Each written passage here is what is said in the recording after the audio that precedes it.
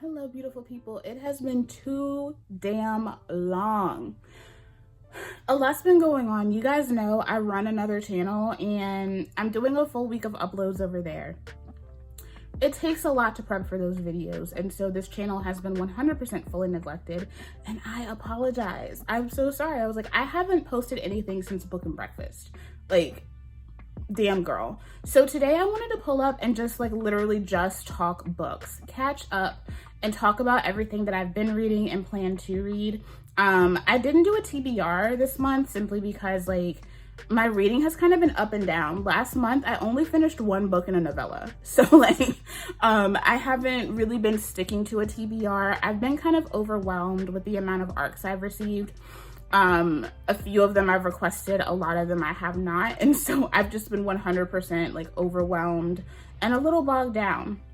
But this month, like my brain kind of like got reactivated and I've gotten back into reading. I've been reading some good shit, y'all. Like some of the best top tier smut, amazing stories, like the plot is plotting.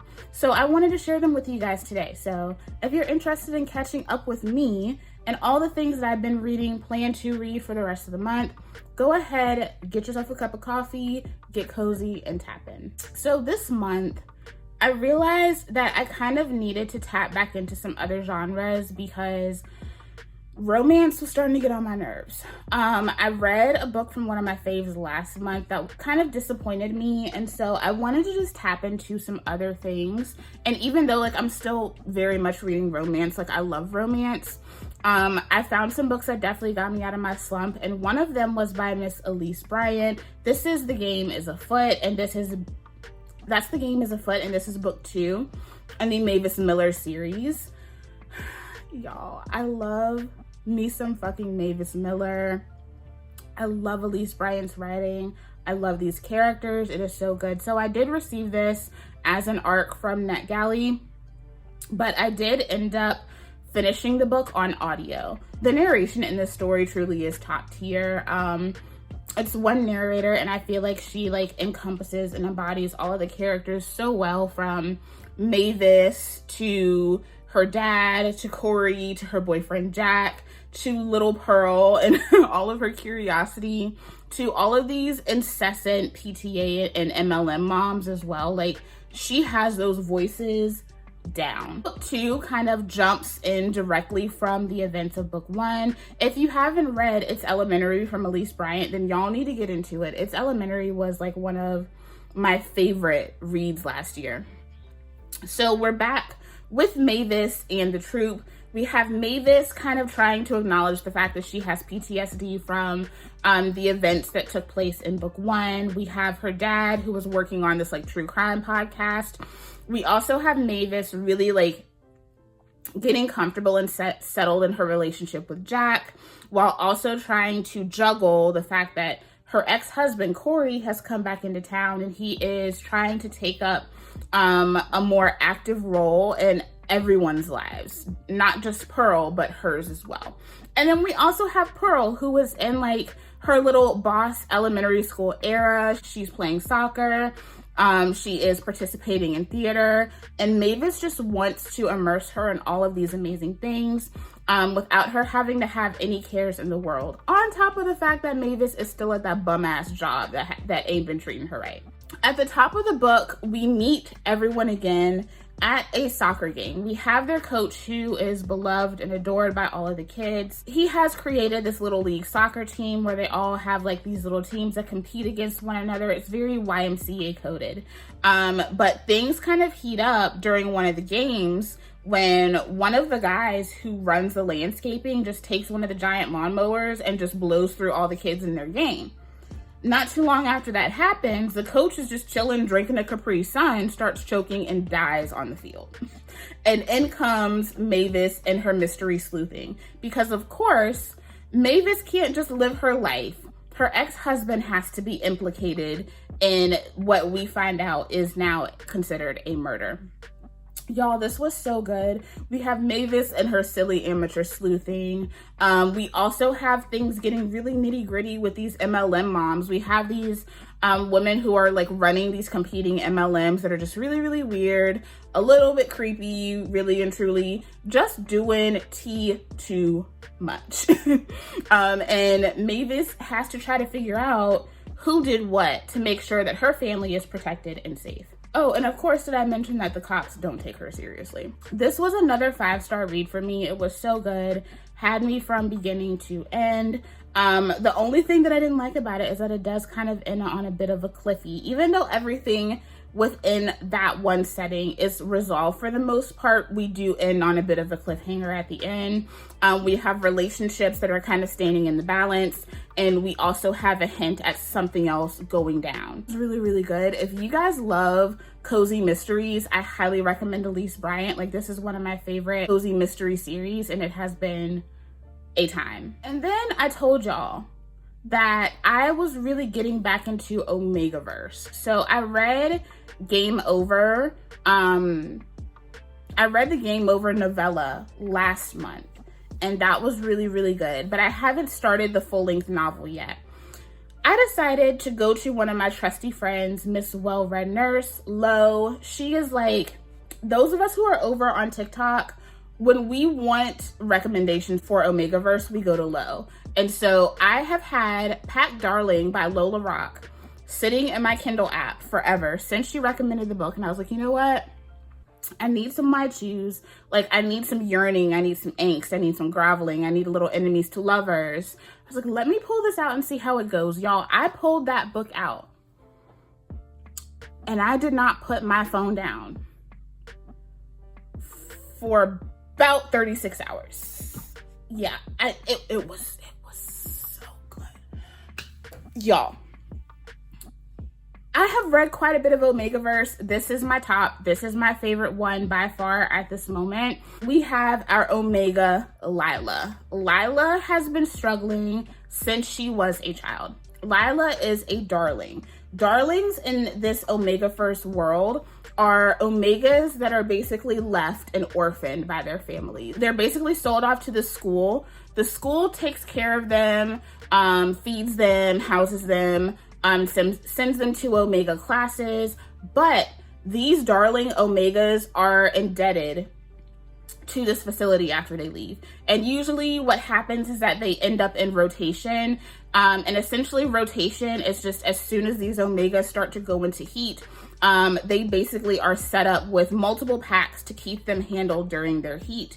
And they never really settle down. They don't find their fated mates. Like, they just stay in rotation for the rest of their lives.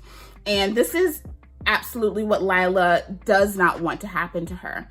The entirety of the time that she has been at this facility, she has been harassed, bullied.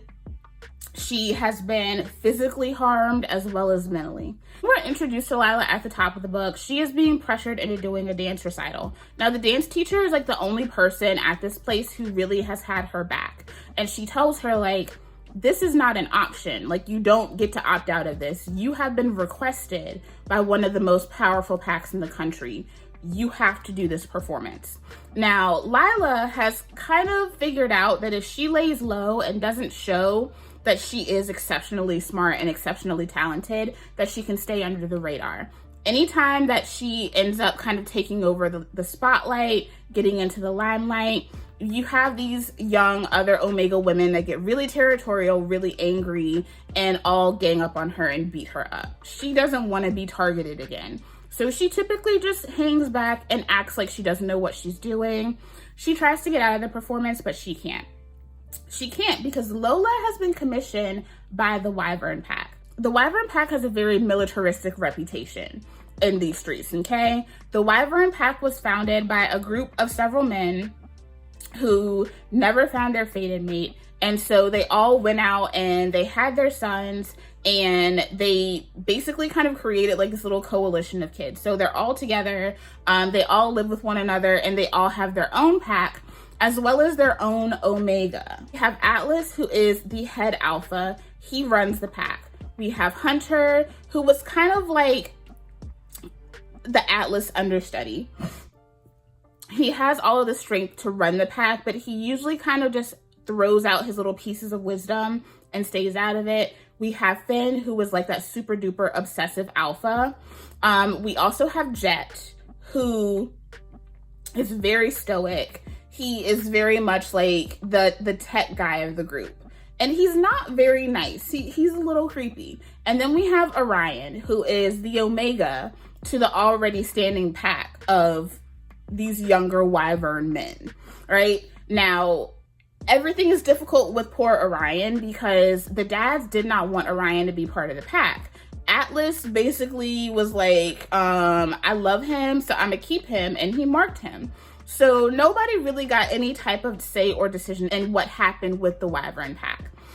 The dads decided to step in and say, you know what, we gonna go get this girl. Y'all are gonna take her in, you're gonna give her a chance, and if it doesn't work out, then she can go back and we'll put her into rotation. What they don't know on the flip side of that is that the dads have basically pinned Lila and said, look, we've been paying your way your entire life.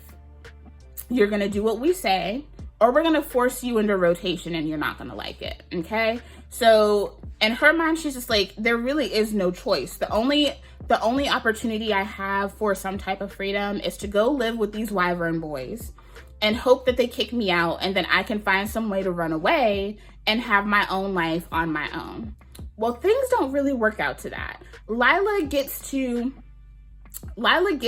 with this pack. She gets to their home and they're automatically drawn to her, but they don't really understand why. Like, she's super underfed. She's very clearly beat up. Like, she's not really much of a looker at this point, right? But they are finding themselves wanting to dote on her, wanting to take care of her, but still being pretty mean because they feel like, oh, well, you're trying to encroach on our territory. We already have an Omega. We already have our pack. And then we have poor Orion, who is also kind of like, I don't want to like you, but I also kind of love you. He finds this camaraderie with Lila, and she really shows him how to be an Omega because those are opportunities that he never had before. And he really starts to see that, you know, I haven't been treated the best in this pack either. Like, I know they love me, but do they love me, right? On top of that, we have Lila and Jet being very insistent, like he hates her. But what the other guys don't know is that Jet actually knows Lila. Jet and his dad both know Lila, and they have a history that he refuses to acknowledge that could literally shake the table in this relationship and this dynamic with this pack. Y'all, this book was so good. It's frustrating because you keep seeing them kind of like getting closer to her and like uncovering more truth about her, but then still like outright not wanting to acknowledge that there is more to this. Like, maybe their dads are right, you know? And then you have Lila, who finds herself wanting to be cared for by these alphas, and each time she finds a little bit of common ground with them, she suddenly feels like she's being pushed away. Oh, and did I mention that they also have a beta that the dads forced on them that is like really super fucking creepy and causes a lot of problems later. Y'all, this was really, really good. We have rival packs who cause a lot of issues. We have so much yearning. We have so much angst. It's also super duper spicy as well. LGBTQ, like everything about this book was everything that I needed. I could not take my eyes off of it. So I'm like 50% through part 2 of Pack Darling, but I have stopped because I needed to read other things. But I will be finished with that one soon as well. So those are the books that I recently finished. Let's talk about the books that I'm currently reading. All right, first things first, I have 50 pages left of Homicide and Hollow Hollow by Mia P. Manansala. This is another cozy kitchen mystery series that I love. I recently spoke about Arsenic and Adobo. I love that one. I put my mom onto the series too, so she and I are reading this series together. I think she is like halfway through Blackmail and Bibinka. So I will finish this book tonight after I finish working on edits. I love this book so much, y'all. I love this series so much. Leela Makabagal and the gang are just something else. It's It's kind of like a love struggle relationship though, right? Because I feel like Leela remains to be so misunderstood. She's often written off by her family and even her best friend as being very self-centered, not caring about everyone else. And it's not that Leela is self-centered, it's just that everyone kind of refuses to acknowledge the things that Leela is going through and all of the reasons as to why she may want to pull away and lean into being a little bit more individual, right?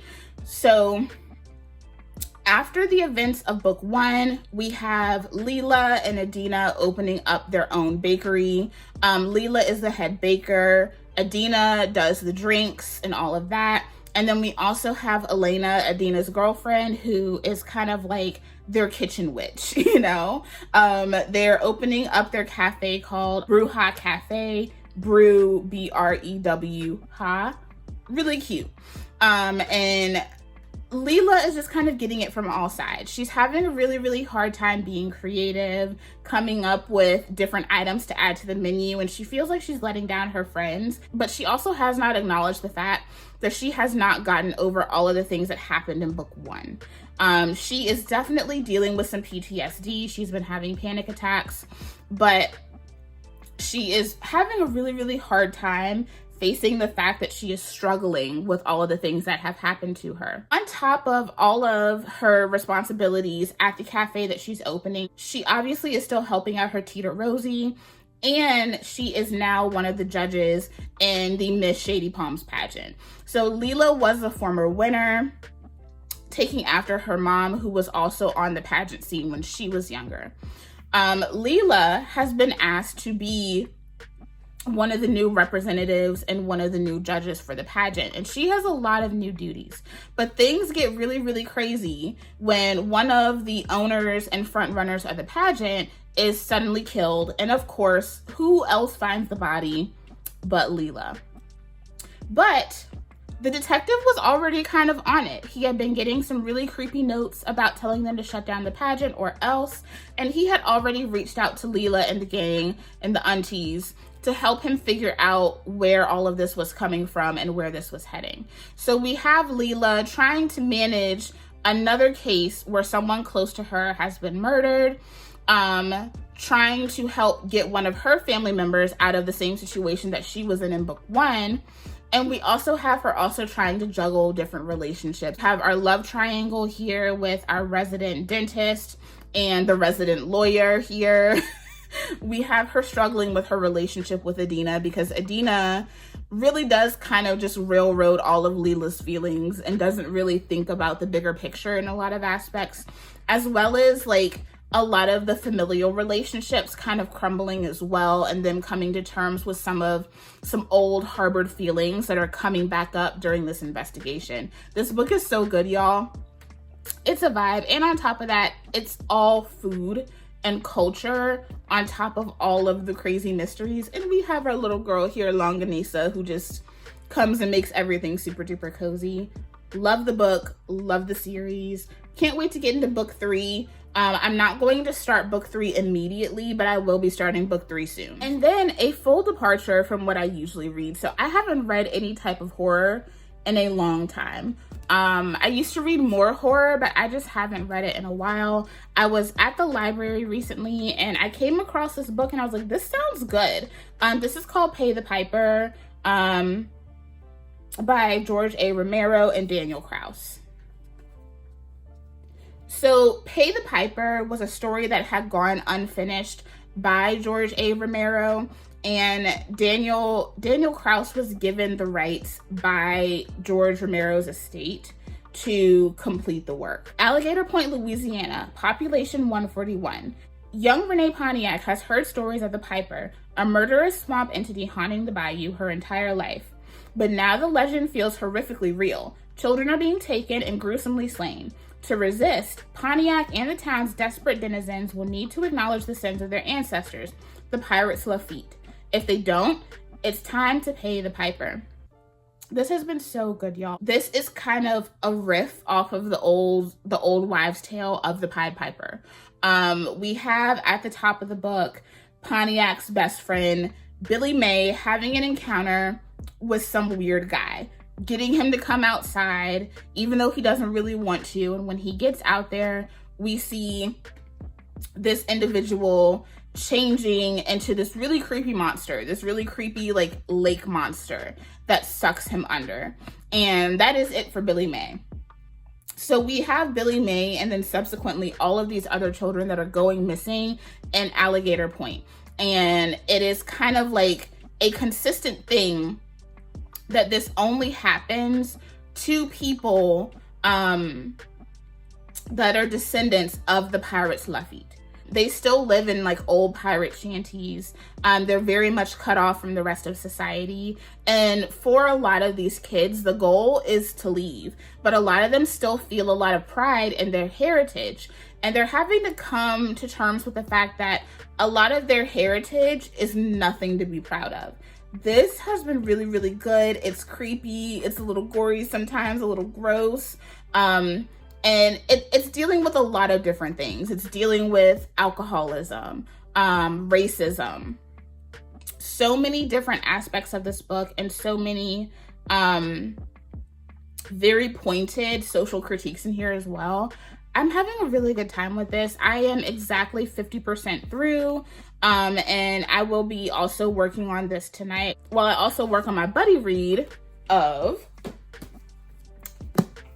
finally Demon's Dream. I told you guys recently that I wasn't going to jump into Demon's Dream just yet because it's a lot. This is a big ass book, y'all.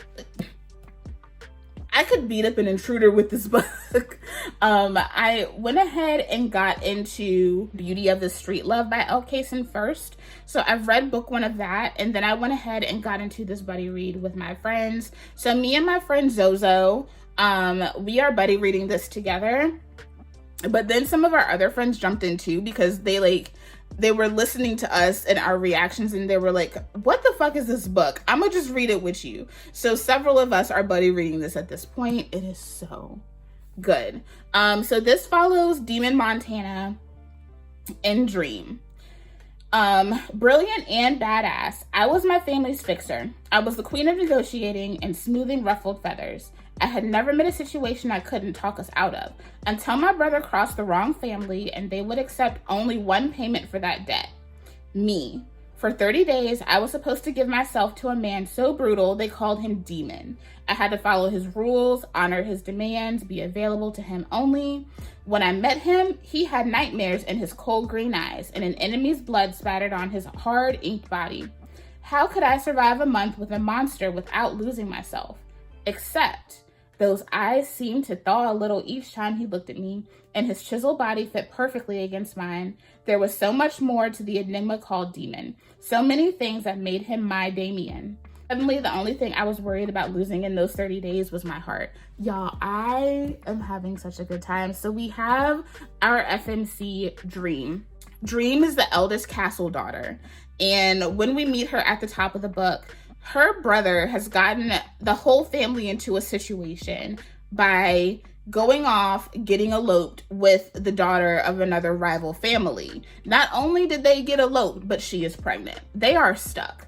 Now, her dad had every plan in the world to marry her off to someone else, but obviously that deal can't go through because they went off and did whatever the hell they wanted to do. So Dream ends up offering herself, thinking that she's just going to be offering her services. But no, Dante has another idea. He's like, I think she would be perfect for my crazy ass brother. Now, Demon is something else. Demon has a lot of demons. Not only is he rough and tumble and known for being a physical fixer within the family, he has a very sordid past of child abuse, sexual abuse, all of those things. And so he doesn't get close to people. He doesn't really trust women in general. He doesn't even do a lot of alcohol and things of that nature. Like, he tries to stay very much out of it. But when Dante hands him Dream and says, you have her for 30 days, do what you will, shit changes. Because even though he's like, yeah, I could just have this woman, you know, at my beck and call, doing whatever I want, flipping her sideways in every way but loose, like, she hits different. Like, she's the kind of woman that I could see keeping by my side. And that absolutely terrifies Demon. I love the relationship between Demon and Dream, but I love me some Cartier Alaric Salinas. Y'all, no one told me about Smoke. No one told me about Smoke. So if you have read any Elle Kayson, you know that the main characters in these books are not the only love story that you're going to get. So obviously we get Demon and Dream, but we also get Dream's sister Diana going on her own love story quest. So Diana is baby sister to Dream, twin sister to D'Angelo, the one that got them all in this shit in the first place, okay? Diana was set to be married off to another family that had made a deal with her dad. But poor Diana walked in on her supposed to be fiance, soon to be getting married to, man that she thought was this sweet, kind, gentle soul, having a full-on BDSM session with a whole bunch of bitches. A whole bunch of bitches, right? After that, Diana just can't. Like, she can't deal. And her dad basically tells her, like, you know, I really don't give a fuck what he did. Like, you just need to get over it. Men will be men. Y'all are getting married. But when she meets Smoke, he changes all of her ideas, right? And she figures out, you know, since he can go do whatever he wants to do, I'm going to go get my lick back. But that lick is not that simple, because her getting that lick back turns into her wanting a whole other life with Mr. Smoke Salinas. Y'all, I love that man.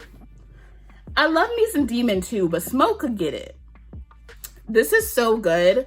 Another one where I adore the side characters just as much as the mains. I love their grandpa, and I love Smoke's mom. Like, they are... I love when the elders jump in and are like, yeah, no, y'all need to get it together. Y'all, especially their grandpapa, because he is sick of the castle's bullshit. So this has been a really good time. We are 65 chapters in. We're probably going to get to around chapter 80 tonight. I think there's like 108, 109 chapters. So yeah, we're gonna have that book finished soon. It's been a good fucking time. My next. So I'm not planning on finishing too many different books right now. Obviously I still have like Pat Darling going on, and then I have some other arcs that I plan on talking about later. But I do have a couple that I want to get finished before the month is out. The first is Zoo Boys, Street Chaos by Tatiana.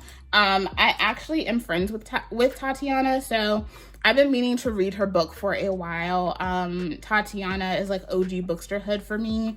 So I've been really excited to get into this. I've read like the prologue just to kind of get an idea of where the story was going to be going. So I'm really excited to hop into it. I think this one has like several different books in it. A group of bikers known in their city not only as one of the best crews, but also as causing havoc wherever they go, from illegal street races to owning businesses. The Zoo Boys have the world at their fingertips. The decision made by Zoo on behalf of the Zoo Boys puts both his crew and his friendship with Chevy in jeopardy. As a group of 5 handles different situations, they encounter women they believe will ride for them when they put their trust, lust, and death on the line. It shakes things up within the crew, which makes them question each other. Not only is their friendship put on the test, but so is their loyalty. Some will win and some will lose. But in the end, will there still be a crew called Zoo? We'll see. I'm like hyped to get into this. People who get into this one like die for it, like just straight blow through the series. So I already know I'm gonna love it. I also love the little touch, like everything involving the crew is like black and orange, and I love that we have the orange print in here. So yeah, so excited to get into this and meet Zoo. And then I also have this one that I picked up at the library, and I'm pretty sure I'm going to have to return it when the month is up. So I want to go ahead and read this. This is Red Clay by Charles B. Fancher. I've heard really good things about it, so I wanted to check it out. An astounding multi-general saga, Red Clay chronicles the interwoven lives of an enslaved Black family and their white owners as the Civil War ends and Reconstruction begins.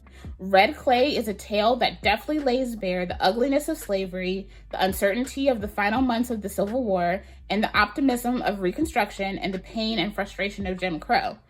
With a vivid sense of place and a cast of memorable characters, Charles B. Fancher draws upon his own family history to weave a riveting tale of triumph over adversity, set against a backdrop of societal change and racial animus that reverberates in contemporary America. Through seasons of joy and unspeakable pain, Fancher delivers rich moments as allies become enemies and enemies, to their great surprise, find new respect for each other. This one just sounds like it's going to be a vibe. I finished House of Eve earlier in the month. And I'm really happy that I went ahead and got through that one. It was so good. I'm going to do a review for that for you guys. But this right here, y'all, I feel like is going to be great. And it is one that I am going to have to return pretty soon. So I figured I will go ahead and start this one because I don't want to miss out on the story. You guys let me know if you've read this one. All right, baby loves, that is it for this video. I hope you guys enjoyed it. I just wanted to catch up with you because I am just throwing all of my weight into finishing this series over on my main channel. And I didn't want to forget about you guys. And of course, if you are in the book club, you know we are reading Plié. I do need to put up some updates for you guys on that. So I will try to have that up soon. I have been reading and enjoying it because y'all, it's some freaks. Yes. So if you did want to go ahead and hop on that, you do still have time to finish reading the book with us if you would like to. Y'all let me know how you're enjoying everything down below. Let me know how your reading goals are coming for the month. I love you guys, and I'll see y'all in the next one. Bye.